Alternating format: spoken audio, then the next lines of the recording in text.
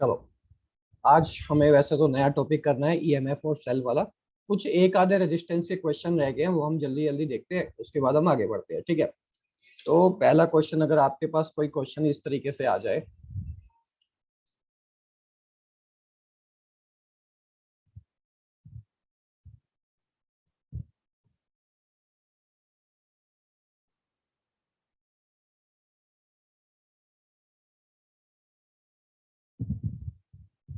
ये wire joint नहीं है, इस तरीके से ऐसे निकली हुई है। ठीक है, यहाँ पर हर एक ब्रांच पे रेजिस्टेंस है।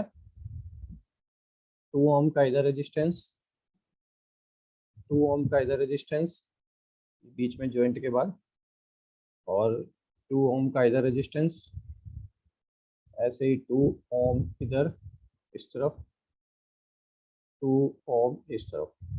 ठीक है, ये यहाँ से दो पॉइंट निकले हुए हैं हमारे पास ए, और यहाँ से पॉइंट निकले हुए हैं हमारे पास बी। ठीक है, अब आपको इसका एक तो इक्विवेलेंट सर्किट सबसे पहले हमको बनाना है, और फिर इसका ये फाइंड आउट करना है कि ये सीरीज में है या रेजिस्टेंस में है। ऐसा ही हमने एक पहले किया था, लेकिन पहले वाले में क्या था कि ये दो लाइनें ज्वाइंट थी, तो फिर उसको हमने ऐसे डब्बे इस तरीके से बनाकर सॉल्व किया था। ठीक है, पर यहाँ पर क्या है कि ये लाइंस ज्वाइंट नहीं है। तो अगर मैं देखो इन दो पॉइंट्स को पकड़ूं, ध्यान से देखो, ये मान लो कि इन दो, भैया ये नीचे हाँ क्या, नीचे नीचे, की साइड नहीं है ओम रेजिस्टेंस सबसे नीचे वाली में? हाँ नीचे भी है, 2 ओम नीचे भी है, इधर भी है। ठीक है, भैया आंसर 2/3 है, 3/2 में से कुछ आ रहा है? 2/3 आ रहा है। हाँ सही है, 2/3 ठीक है, आ अब रहा है। देखो ये क्या है, ये वाली वायर में मान लो मैंने ये दो पॉइंट पकड़े और इसको ऐसे सीधा कर दिया। ठीक है, इस तरीके से, तो 2 ओम का रेजिस्टेंस ये रहा, और 2 ओम का रेजिस्टेंस ये रहा। ऊपर 2 ओम आपके पास एज इट इज है। ठीक है, अब इसी तरीके से मान लो ये वाले वायर को मैंने पकड़ा यहाँ से इस पॉइंट से, और इसको जस्ट स्ट्रेट कर दिया। ठीक है, तो ये भी आपका 2 ओम, 2 ओम इस तरीके से रहेगा, और नीचे वाली जो वायर है वो आपकी यहाँ रहेगी, और इस तरीके से ये आपका ए पॉइंट इधर बाहर है, बी पॉइंट इधर बाहर है। ठीक है, तो भैया अब ये आप ऐसे नहीं बन सकता कैसे, जो आपने ये जो बॉक्स बॉक्स बना रखे हैं? ये इस तरीके से, हाँ, नहीं इसमें बस कनेक्ट नहीं कर, नहीं नहीं वो तो मैं समझा, कनेक्ट तो कनेक्ट यहाँ नहीं करके नीचे कर देंगे। करने को देखो कर सकते हो, उसमें ऐसी कोई दिक्कत नहीं, लेकिन आपको देखना चाहिए कि आपकी चीजें पैरेलल में और उस सही तरीके से जॉइंट से जुड़ रही हैं कि नहीं जुड़ रही। अब देखो सिंपल क्या है कि ये आपका 2 ओम, ये और ये आपका सीरीज में है, ये आपका सीरीज में है, ये आपका नीचे 2 है, तो ये कुल मिला के 1 2 और नीचे 4, फिर 4 और 2, ये आपका पैरेलल कॉम्बिनेशन बन जाएगा। अब आपको सिंपल 1/r पैरेलल वाला लगाना है। 1/2 प्लस 1/4 प्लस, किसी ने कुछ मैसेज किया क्या? प्रियांश बाहर चला गया।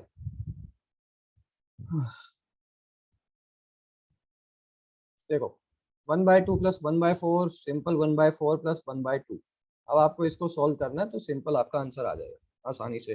1/2 ये 1 हो जाएगा, प्लस ये 1/2 हो जाएगा, तो कुल मिला के ये 3/2, तो उल्टा आंसर 2/3 आंसर आ जाएगा आपका। ठीक है, 2/3 ओम।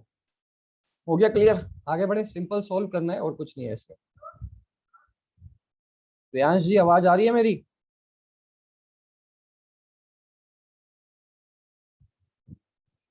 हेलो,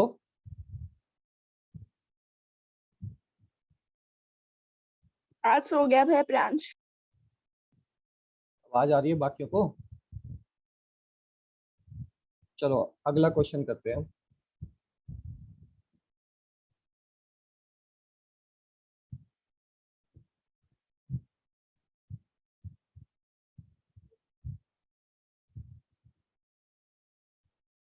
ये इस तरीके से सर्कल है हमारे पास। ठीक है,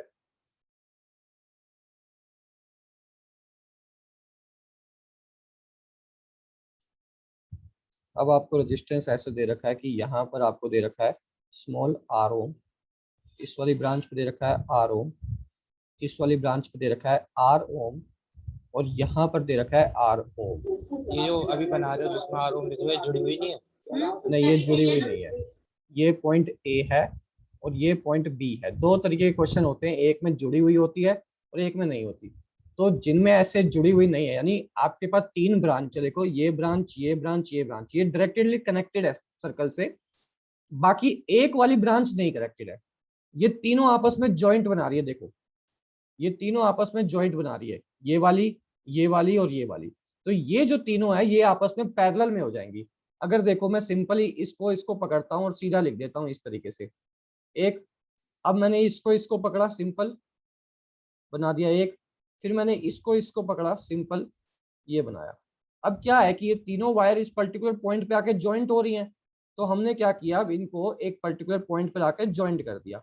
ऐसे ही ये पीछे से जो तीनों वायर हैं ये किसी ऐसी वायर से मिलती हैं जो बी बनाती है, मतलब कोई ऐसे पॉइंट से तीनों वायर मिल रही हैं जो बी पॉइंट से कनेक्टेड है। तो यानी हमने पीछे तीनों को क्या किया, कनेक्ट करके बी पॉइंट से जोड़ दिया।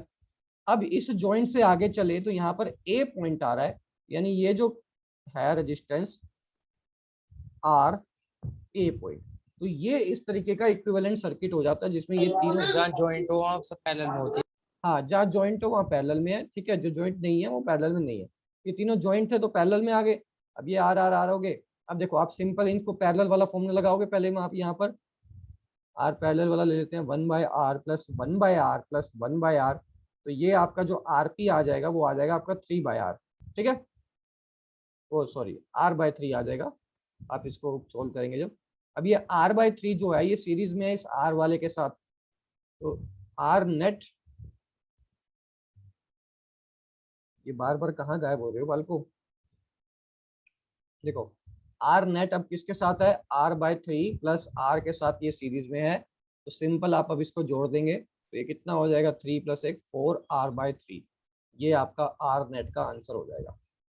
क्लियर, बढ़िया। आगे मुस्कान क्या हुआ था, छोड़ना क्यों पड़ गया? तो लाइट चली गई थी ना, डिस्कनेक्ट हो गया था। चलो कोई नहीं, ये वाला क्वेश्चन कर लो। ये वाला समझ में आया, वैसे नहीं आया वाला, या नहीं देखा? अभी मैंने देखा ही नहीं अभी। हाँ चलो कोई नहीं। देखो सिंपल ये क्या है, ये तीनों पॉइंट जॉइंट से कनेक्टेड है, ठीक है। ये वाला पॉइंट आपका, तो हमने क्या किया, पहले इस वायर को सीधा ऐसे स्ट्रेट लिख दिया, फिर इस वाली वायर को इस तरीके से स्ट्रेट कर दिया और इस वाली वायर को ये यहाँ स्ट्रेट लिख दिया। क्या है कि ये तीनों एक जॉइंट से यहाँ कनेक्टेड है, तो इनको यहाँ से मैंने ऐसे आगे जॉइंट से कनेक्ट कर दिया। पीछे से ये तीनों वायर आपस में कनेक्टेड है और एक पॉइंट से कनेक्टेड है जो बी है, तो इनको पीछे से मैंने बी पॉइंट से कनेक्ट कर दिया, ठीक है। अब ये वाली वायर जॉइंट के बाद यहाँ इस वाली ए पॉइंट से कनेक्टेड है इस तरीके से, तो यहाँ पर एक रेजिस्टेंस ए और ये पॉइंट आपका ए, ठीक है। इस तरीके से इसका इक्विवेलेंट सर्किट बना। तो ये आर आर आर ये तीनों पैरेलल में है, तो पैरेलल का फॉर्मूला बनाया और ये सीधा r/3 आ गया इक्विवेलेंट। अब ये इस तरीके से बन जाएगा, फिर r/3 r, ये पॉइंट ए हो जाएगा, ये पॉइंट बी हो जाएगा। तो इस तरीके से हम इसको सॉल्व करेंगे तो आर नेट मेरे पास आ जाएगा, ठीक है। एक बार इसको देख लेना आप बारी में। अब मान लो कि अगर आपके पास क्वेश्चन आ जाता है जॉइंट वाला ही, ठीक है, दो तरीके से बन के आ सकता है कि मान लो या तो आपके पास पूरा पूरा स्क्वायर आ जाए, ठीक है, या आपके पास सर्कल वाला ही बन के आ जाए इस तरीके से। तो अब आप क्या करेंगे, देखो जॉइंट में रहेगा, ये जॉइंट में रहेगा,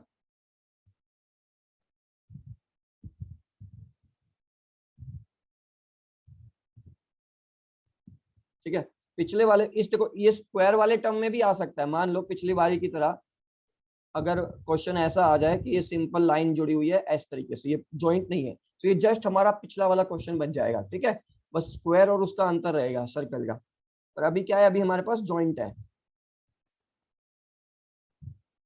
इस तरीके से जॉइंट है, ठीक है। रेजिस्टेंस कहाँ का है हमारे पास, रेजिस्टेंस यहाँ इस वायर में है आर, इसमें है आर, इसमें है आर, इसमें है आर।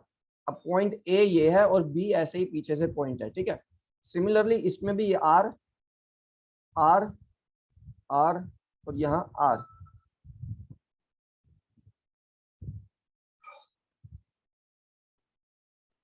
यहाँ जी की प्रॉब्लम होगी लाइट की लगता है कुछ, चलो कोई नहीं ऑफलाइन देख लेंगे।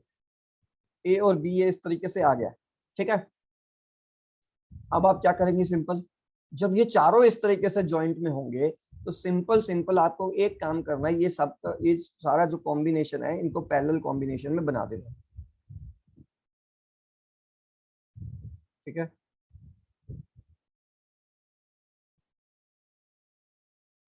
ये इसका इक्विवेलेंट सर्किट होगा, बी ये पॉइंट होगा, ए ये पॉइंट होगा, ये सारे रेजिस्टेंस आर आर आर। देखो आप इस वाली वायर को ऐसे उठाओगे, ये रही पहली वायर, फिर सेकंड को उठाओगे, ये रही सेकंड वायर, थर्ड को उठाओगे, थर्ड को हटाओगे, ये रही थर्ड वायर, फोर्थ को करोगे तो ये रही फोर्थ वायर। ये सारे के सारे पॉइंट ए पॉइंट से मतलब एक आपस में जॉइंट है, ठीक है, तो हमने इनका जॉइंट बना दिया।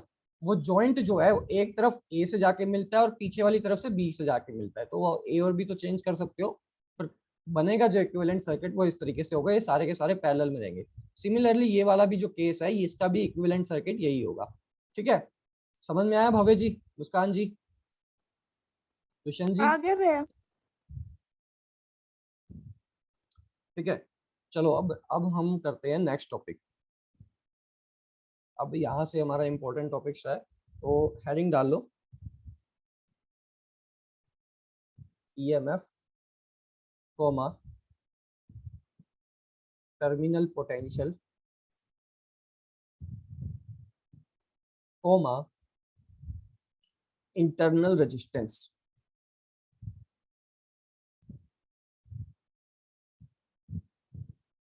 Of a cell. ठीक है, अब यहाँ पर अभी तक जितने भी केसेस में हमने बात करी, अभी तक हमने बैटरी की बात नहीं करी, ध्यान से सुनना। हमने रेजिस्टेंस की बात देख ली, हमने करंट की बात देख ली, हमने एक वैसे ही बैटरी जोड़ दी पोटेंशियल की, लेकिन हमने अभी तक उसको डिस्कस नहीं किया कि आखिर ये बैटरी होती क्या है। ठीक है, तो बैटरी एक अपने आप में ही, मान लो कि अगर मुझे बैटरी बनानी हो, ठीक है, आपने जितने सारे नाम लिखे हैं ये सारे एक हैं अलग अलग? ये सारे अलग अलग है, इनको हमने डिस्कस करना है एक तरीके से। ईएमएफ क्या होता है, टर्मिनल पोटेंशियल क्या होता है, इंटरनल रेजिस्टेंस क्या होता है किसी सेल का, वो सारे भी हम एक एक करके डिस्कस करेंगे। ठीक है, आमतौर पे आपने अगर जो स्कूलों में बैटरी देखी हो तो इस तरीके से रेक्टेंगुलर या क्यूबॉइडल भी कह सकते हैं, इस तरीके से रहती है। यहाँ दो पॉइंट आपके होते हैं, एक प्लस मतलब टर्मिनल और एक नेगेटिव वाला टर्मिनल। इसी को ही हम आगे आके अपने सर्किट में, जो भी हमारा सर्किट है रेजिस्टेंस है, उसमें ऐसे आके जोड़ते हैं। अब हमको बेसिकली देखना ही है कि इस बैटरी के अंदर आखिर होता क्या है। ठीक है, तो बैटरी के अंदर का जो मामला ये है कि बैटरी के अंदर जो हम कहते हैं कि हमने ये मान लो 5 वोल्ट का पोटेंशियल इस तरीके से जोड़ा या 10 वोल्ट का पोटेंशियल जोड़ा, तो ये बैटरी के ऊपर लिखा रहता है कि 10 वोल्ट की बैटरी है। इसके अंदर जो मामला रहता है कि उस एक आपका ये पोटेंशियल V रहता है और उसके साथ बैटरी का एक इंटरनल रेजिस्टेंस जुड़ा रहता है।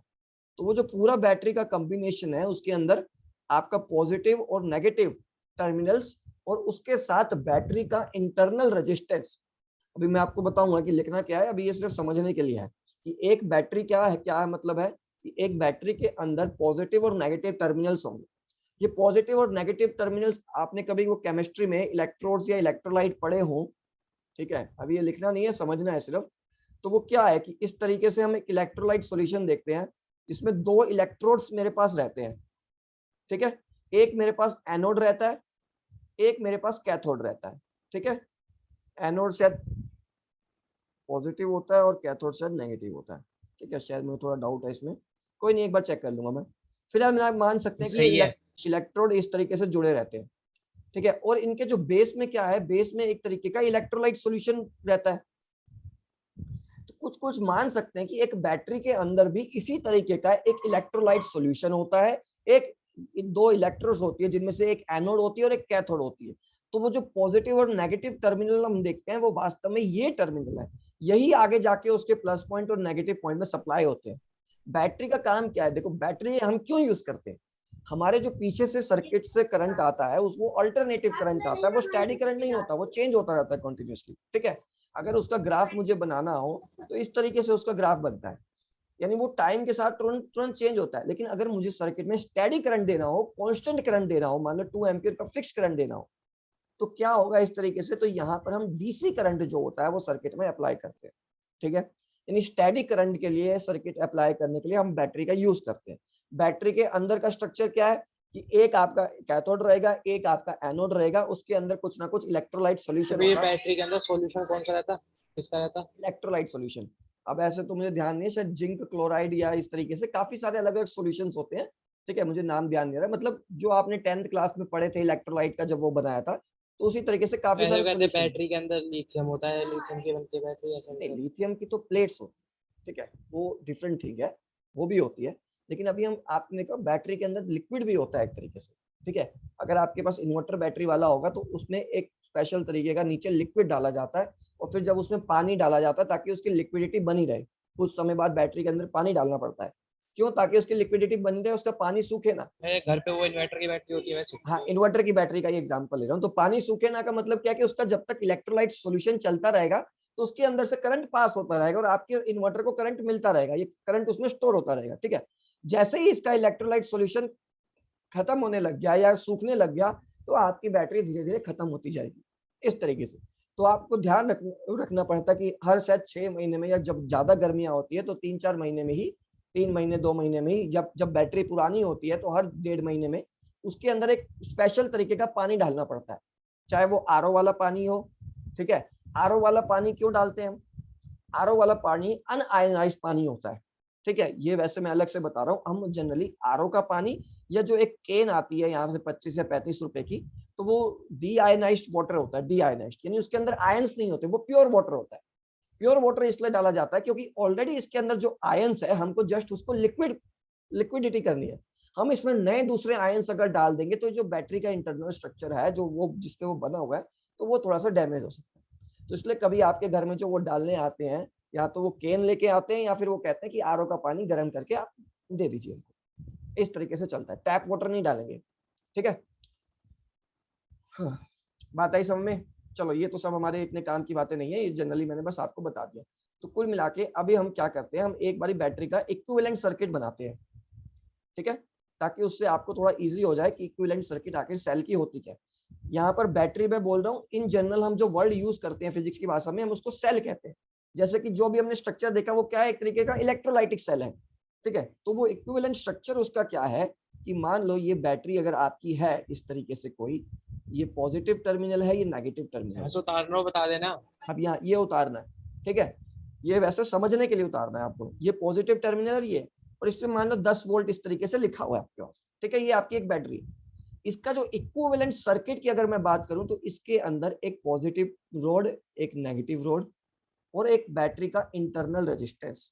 इंटरनल रेजिस्टेंस को हम डिनोट करते हैं स्मॉल आर से, ठीक है। इस तरीके से ये बैटरी का पॉजिटिव टर्मिनल और ये नेगेटिव टर्मिनल, यानी ये जो पॉजिटिव और ये जो नेगेटिव टर्मिनल हम बात कर रहे हैं वो ये रहे, ठीक है। और ये जो सारा अंदर का स्ट्रक्चर है, अंदर क्या है, एक पॉजिटिव रोड रहेगी, एक नेगेटिव रोड रहेगी, और उनके बीच का कुछ इंटरनल रेजिस्टेंस रहेगा, तो उसको हम डिनोट इस तरीके से करते हैं। तो ये इक्विवेलेंट सर्किट आया समझ में बैटरी का। अब हम जब फिजिक्स में जब बैटरी लगाएंगे तो हम क्या लगाएंगे, ये नहीं लगाएंगे हम। अभी तक हम क्या करते थे, सिंपल बैटरी में ये बनाते थे, पर अब हम अगर उसको डीपली अगर हम और स्पेसिफिकली पढ़े तो हर एक बैटरी का इंटरनल रेजिस्टेंस भी होता है। उसको भी हमें स्टडी करना कि इंटरनल रेजिस्टेंस क्या है, किन फैक्टर्स पे डिटरमाइन करता है, क्या उसका इफेक्ट होगा। अगर ज्यादा इंटरनल रेजिस्टेंस होगा तो बैटरी का पोटेंशियल में क्या फर्क पड़ेगा। तो ये सारी चीजें हम देखेंगे। फिलहाल के लिए आप मान लो कि जो वो आप क्यूबॉइडल, वो जो छोटी सी ऐसे डब्बे सी वो आपको स्कूल में बैटरी दिखती है, उसका एक इक्विवेलेंट सर्किट मुझे देखना, तो वो इस तरीके से है, ठीक है। ये बना लो, ये बना लो और फिर आगे बढ़े।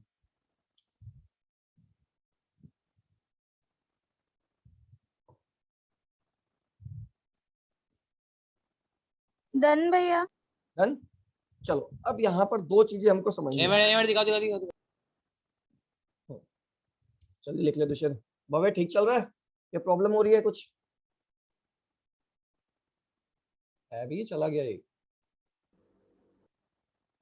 है तो सही, पर बोल नहीं रहा। ठीक है ठीक है, ठीक है। भैया आपकी आवाज नहीं आ रही। अब आ रही है आवाज मेरी? आवाज तो क्लियर हाँ है, की भैया। नहीं है। हाँ ठीक है, चलो जल्दी लिख लिया कर दुष्यंत। चलो आगे देखते हैं। अब दो चीजें अब हम डिस्कस करनी है। एक वर्ड है हमारे पास टर्मिनल पोटेंशियल, एक वर्ड है हमारे पास ईएमएफ।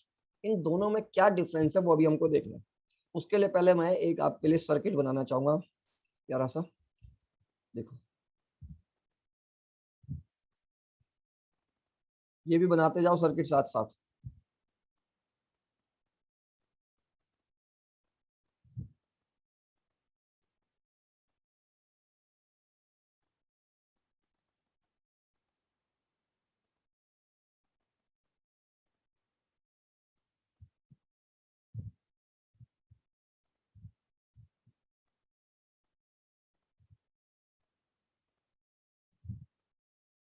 बना लिए। दोनों सर्किट में क्या डिफरेंस है? एक भैया क्लोज है एक एक ओपन है। और इसमें ऑफ है। ठीक है, एक मैंने की लगा दी बेसिकली स्विच ऑन और स्विच ऑफ के लिए। दोनों बनाने हैं भैया। हाँ दोनों बनाने हैं आपको।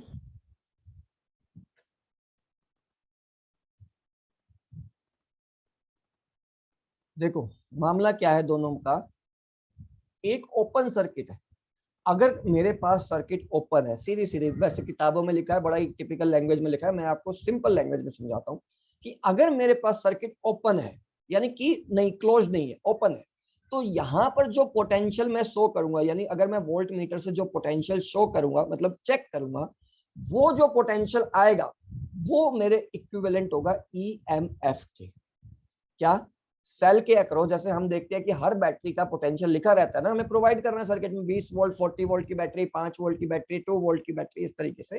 तो अगर मेरे पास सर्किट ओपन है, यानी अगर मैं सिंपल नॉर्मल बैटरी का पोटेंशियल चेक कर रहा हूँ वोल्ट मीटर लगा के, कितना पोटेंशियल है इसके दोनों टर्मिनल के बीच में, और ये वास्तव में कौन से दो टर्मिनल है, ये वही कैथोड और ये वही एनोड टर्मिनल है जिनके बीच में इलेक्ट्रोलाइट भरा हुआ है। ठीक है, ये आगे इस तरीके से जोड़ दिए जाते हैं। तो अगर मेरे को सिंपल नॉर्मल बैटरी का पोटेंशियल चेक करना है ओपन सर्किट में, तो वहां पर मैं बात करता हूं ईएमएफ की। ओपन सर्किट में करंट पास नहीं हो रहा होता। ठीक है, दूसरा केस क्या है, अभी प्रॉपर डेफिनेशन हम इसकी लिखेंगे। दूसरा केस मेरे पास ये है कि अगर मैं बात करता हूं ये क्या सर्किट क्लोज हो जाए, मतलब मैंने अब ये की यहां पर ज्वाइंट कर दी, जैसे ही की मैंने ज्वाइंट कर दी यहां पर सर्किट में करंट फ्लो होना शुरू कर देगा। यानी बैटरी में से अब क्या है, चक्कर क्या है कि पहले बैटरी में से कोई करंट पास नहीं हो रहा था, तो जो पोटेंशियल डिफरेंस था वो था।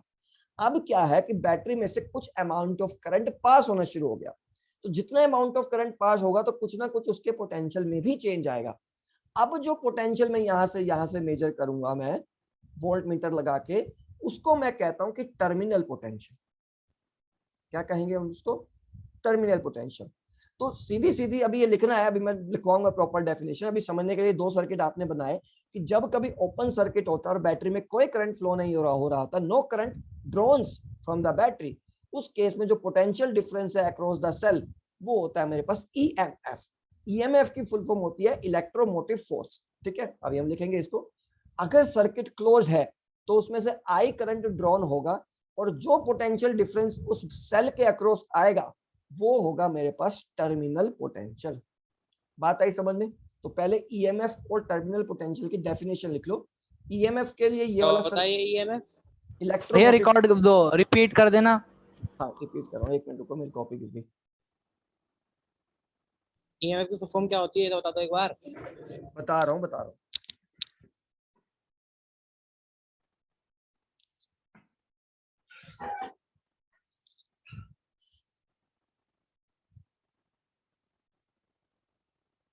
हाँ देखो, ईएमएफ की फुल फॉर्म होती है इलेक्ट्रोमोटिव फोर्स।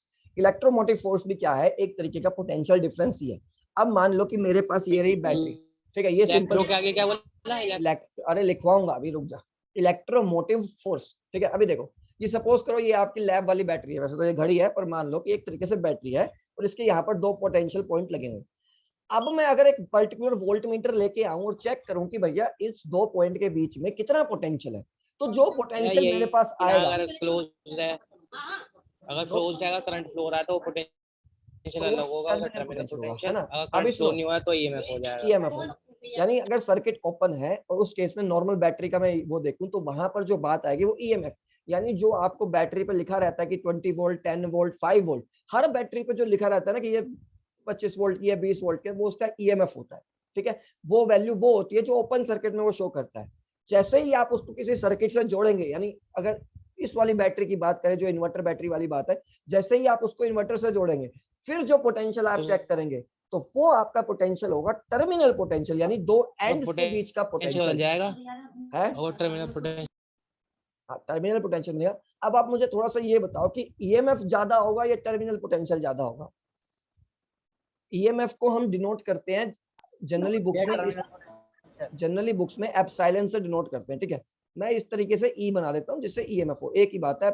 इस तरीके से चाहे क्या कहते हैं कर्सिव वाला ई बना सकते हैं, या आप इस तरीके से एप्सिलॉन भी बना सकते हैं। ठीक है, यहाँ पर ये एप्सिलॉन और ये जो ई होता है ये शो करता है ईएमएफ। स्टैंडर्ड नोटेशन यही है, ठीक है, बुक्स में जो लिखी है, पर आप बना सकते हैं जो आपको ठीक लगे। टर्मिनल पोटेंशियल आपका होता है वी। देखो ईएमएफ ज्यादा होगा, क्यों ज्यादा होगा वो भी हम उसकी इक्वेशन एक बार देखेंगे, पर मोटा मोटा मैं आपको बताता हूँ कि होगा क्या, कि जैसे ही आप उसको सर्किट में लगा देंगे तो इस रेजिस्टेंस के ईएमएफ अक्रॉस ज्यादा होगा ना, ईएमएफ की वैल्यू ज्यादा होगी। क्यों ज्यादा होगी?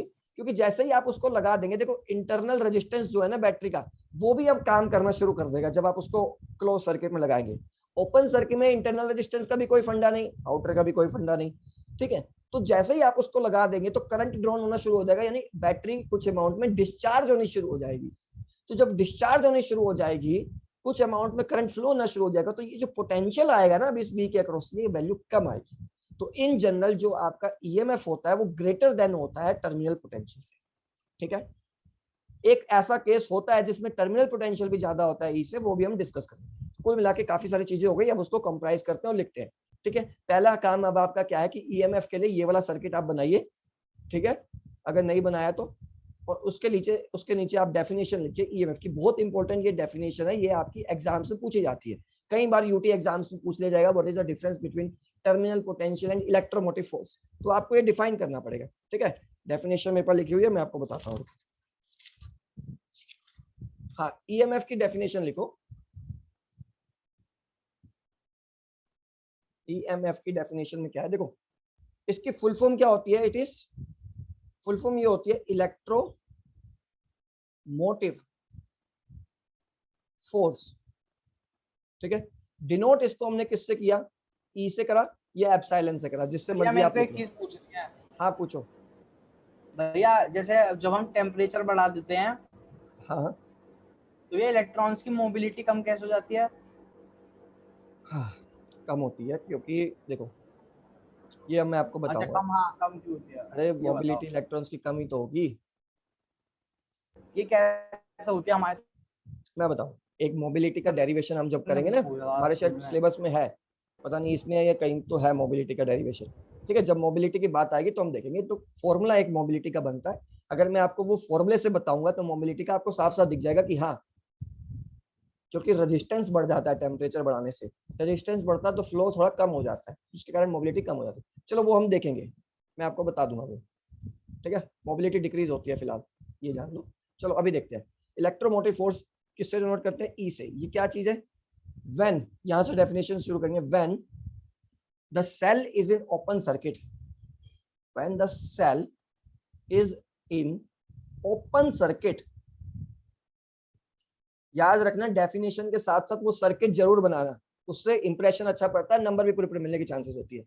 When the cell is in open circuit, then the total potential difference, then the total potential difference across the cell is called EMF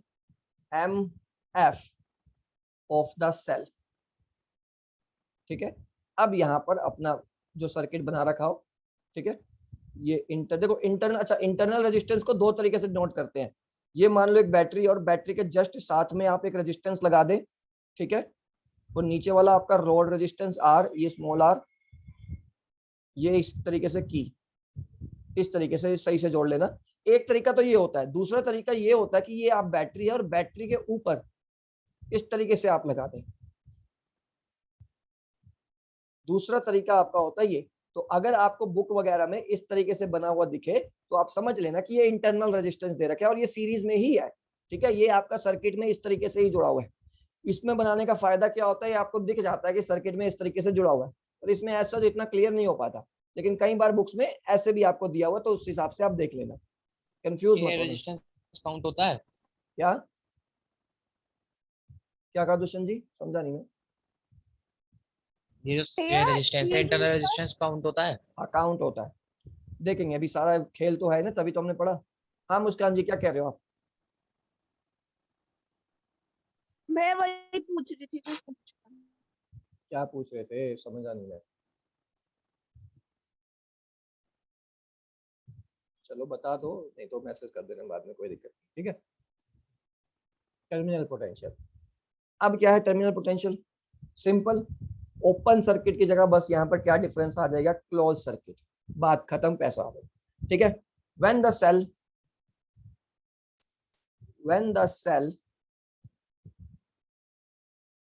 is in closed circuit,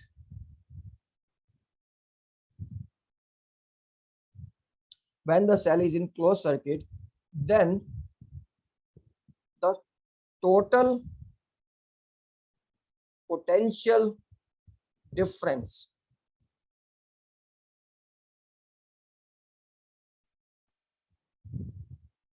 across the closed circuit is called terminal potential. अच्छा, ये meeting अब बंद हो सकती है, 1 minute रह गया meeting में, ठीक है, इसके बाद नया लिंक भेजूंगा आपको।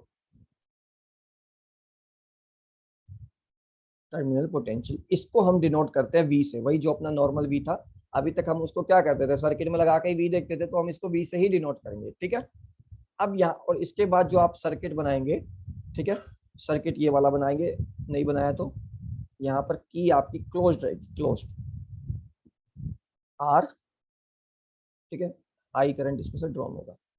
इस तरीके से ये स्मॉल आर, इससे हम डिनोट करते हैं। ठीक है, अब ये आपका क्लोज्ड होने वाला है, जिसने नहीं लिखा लिख लो, जिसने कुछ पूछना पूछ लो। ये बंद होने वाली है 1 मिनट में, फिर नया लिंक में आपको भेजता हूँ।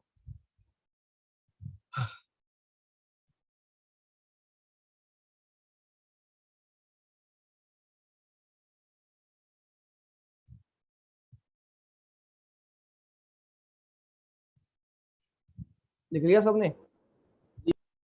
हाँ भैया। चलो फिर मैं एंड कर देता हूँ।